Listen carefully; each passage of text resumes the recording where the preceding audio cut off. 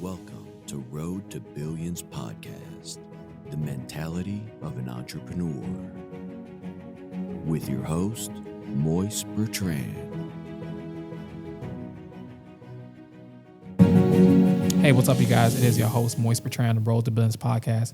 And I appreciate you guys for listening and tuning in on this podcast, because a lot of people could be doing other things. But of course, you guys are here listening, and I just want to say thank you from the bottom of my heart. Whether or not you believe me or not, this is me being sincere. You feel me? Because some people I heard somebody tell me the other day, do you really be saying thank you to people for real, bro? I'm like, bro, I'm dead ass. Like, people really be listening. I be saying thank you. So it's like, oh, I thought you just be saying that because that's a little intro. I'm like, bro, no. Like, this is how I am. Like, I'm a genuine person. But that's the life we live in. Everybody think everything's a facade, and that's sad. But anyways, we're going to get right to it, man. I recorded an episode before this, and it was kind of fucked up because I felt like I wasn't being real. You feel me? I wasn't being myself on there, and I was too busy trying to be professional. I had to delete it, and it was about the loans. You feel me? It was about the loans that investors use in order to purchase investment properties. New and old investors could obviously learn from that episode, but I felt like it wasn't information for real. You feel me? So I had to delete it. So I'm redoing it now on this episode, but the difference is I'm just going to do one loan. And I'm going to name all three loans, of course, before I even get started, but I'm going to focus in on one loan. So we have three loans that we use, in the real estate realm, in the real estate market, in the real estate industry. We have one, the bridge loan, of course. We have the DSCR loan, and we have a rental portfolio loan. And all three loans have different purposes, but I'm going to focus on the bridge loan today just because, I feel like a lot of people had questions about that. And that's one of the main loans that a lot of people use and you would use in order to acquire your first investment property if you ever so happen fortunate enough to. So let's get to it. A bridge loan. What is a bridge loan? So a bridge loan is pretty much a short-term loan, you guys, designed to bridge the gap between the purchase of a new property and the sale of an existing one.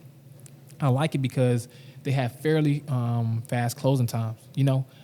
A lot of people don't have closing times that are very fast because they rely on the title and they rely on insurance and they rely on too many factors. You get me? You really want to get to the nitty gritty of the bridge loan underwriter, the team, the agent that's helping you, and really ask them, hey, how fast is this loan going to close?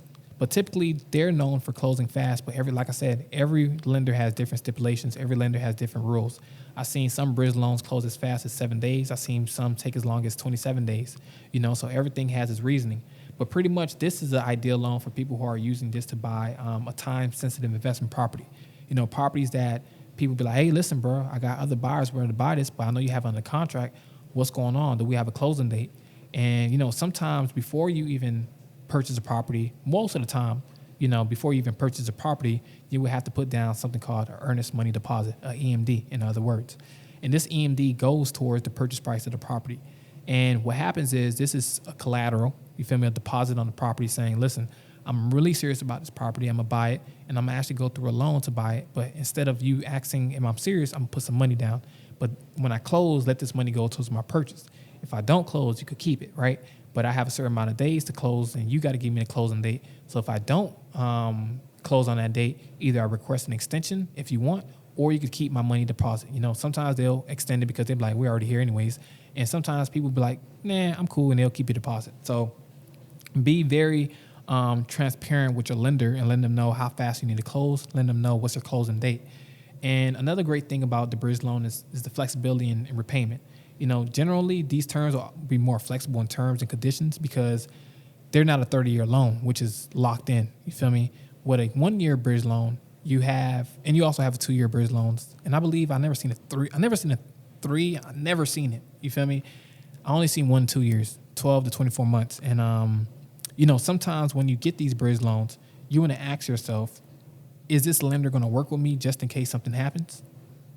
You get me? Is this person just going to throw me under the bus? Is this lender going to be okay with me extending this loan if I don't refinance or sell it in a year? Can I extend it for another 2-3 months if something happens? And you want to be okay with these lenders working with you, and you want to be comfortable working with these lenders because a lot of lenders don't have the best in mind for you, especially if the property is like a lick. You feel me? If it's a property bought for let's just say you came across a crazy property, bought it for 80, put 40 grand into it, that's 120, now it's worth 350,000. That's a lick. The lenders sometimes will be like, bro, I can't extend this loan for you past a year. I'm sorry. And you're like, what the fuck? And, you know, sometimes you don't want to be in that predicament. I hope no one ever does. But it's a very gut-wrenching situation, that because I read about it. You know, I read about people who said they lost millions, you know, of investors' money. They lost millions of their money just because sometimes the stipulations between their loan officer and them was a lot of miscommunication. Their loan guidelines were miscommunicated. Hey, can I get an extension on this loan? No, we only give extensions, you know, only once a year, and, you know, the year term already ended. You know, some crazy shit like that. You might be like, bro, what? There's a lot of crazy shit that goes on between these loan officers and purchase properties. So you always got to make sure you do your due diligence as well. Exactly, another one as well is it smoothens the cash flow. So it helps investors prevent downtime from property to property transactions. So typically speaking, if you're selling a house, you will want someone to go through a bridge loan to buy your house, because that's if it's an investment property, just because it closes really fast. When you have conventional FHA, government-backed loans, Fannie Mae, and all that good stuff, it's going to take 45 to 60 days to close, sometimes 45 days, sometimes 40 days.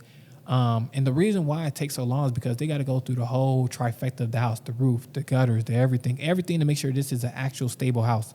And if it's not, you got to really, really repeat the process of making sure things are right. You get me? They're not going to give you a loan on a house that's uninhabitable, and they're not going to give it to someone to live in it because they obviously know it could be a risk. You get me? So you get a bridge loan to first have them close very fast, so you get your profits in easy. You sell the house, smooth, boom. And also for them to use it to finance their rehab, because bridge loans offer rehabs. You know, that's one of the things that some of them offer. They offer 80, 90, 100% of financing and rehabs. And typically what that does that mean is when you're buying this house, right? When you're buying a house with a bridge loan, like I mentioned, they tell you, okay, cool, you need 10 to 20% down, 25% down sometimes in some cases. And then they'll be like, hey, are you rehabbing the house? You'll be like, yes. And you do something called a scope of work, like I mentioned to you guys in other podcasts and episodes. I forgot what episode, it's a lot. But you just want to go ahead and like write down everything that's going to be done in the house, in the purchase of the house, right? And you want to also make sure that whatever's going to be done in the house is documented, not only on receipt, but also with actual transactions and paperwork. A lot of people, they fall victim to not having these things in place because the investor doesn't know exactly what's going on, right? They don't know if they're getting ripped off by the house. They don't know exactly if this house supposed to be bought for this price. There's a lot that goes on. So you need the bridge loan officer not only to be transparent with you, but also to help you with your scope of work, which I mentioned before, which is going to be the rehab plan. We got to see if the contractor is actually charging you the retail price, or are they charging you a crazy prorated rate that you obviously going to get yourself into a deeper amount of debt with us, because we're paying him directly, and that ties into your loan. So if you saying this roof, or let's say you saying this roof is $25,000, I never heard no roof $25,000, but we're gonna say it's $25,000. We're gonna say, okay, he got paid for $25,000. That goes towards your overall loan balance, right? You still got the floor, bathroom, all that good stuff. So he ran up $100,000 on the house that probably would have fixed for like 30, 40 grand. You want somebody who's in the underwriting team, who works in the bridge loan, to look at your loan and be like, you sure? Like, who's the contractor? Let's get their license information. Let's get XYZ going, because you want this person not only to be on your side, but also for you to be protected in the back end. Because there's so many times a lot of loan officers, they're not transparent with their purchaser. They're not transparent with their client.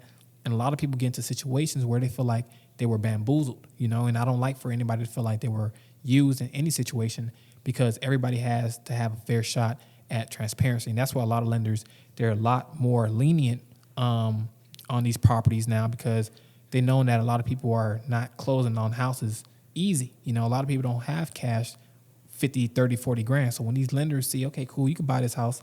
All right, I'm going to give you a little bit of leniency on this house. I'm not going to give you as much of a hard time as a regular loan, but I'm going to ask for more money down. I'm going to ask for a higher interest rate, and I'm going to ask for more, a little bit of detail, like details of the project. So I really know that this project is going to do what it's going to do. And you're going to do what you're going to do. You know, you're going to have it, and then you're going to flip the house, whether you flip it to somebody else, whether you keep it for long-term refinance. But you want to initially start off the house purchase with a bridge loan, not only because it's fast, but also because it gives you an easier repayment strategy if anything was to happen. But like I said, disclaimer on that, because every lender has their own rules and terminology and all that other stuff. And you don't want to be caught in no crosshairs of people trying to take your property for the cheap. You know, they gave you all this money. Now they're saying they're going to take it back because it's worth 300 bands now, 400 bands, and they only give you 100. they will come up. You feel me? And you don't want to be in that predicament. You don't want to be in this game because it's cutthroat. A lot of times with bridge loans, like I said, you could just apply easily online. Just Google bridge loans, hard money lenders, and you want to check out the rates. Don't compare the federal rate to their rates because that's a whole different ballgame. That's for investment properties. That's for people who are looking to buy fixer-uppers sometimes and looking for existing properties. Sometimes you can actually use a bridge loan to buy an existing property depending on like your circumstance. I never really heard about anybody using it. Like I said, if I knew anybody who used it, I would have talked about it, but I don't know. But I know specifically for me, I use it for investment properties, and I use it to rehab properties, and then I use it to sell properties, and I use it to also refinance properties going into the DSCR loan, which I'll talk about on another podcast, on another episode.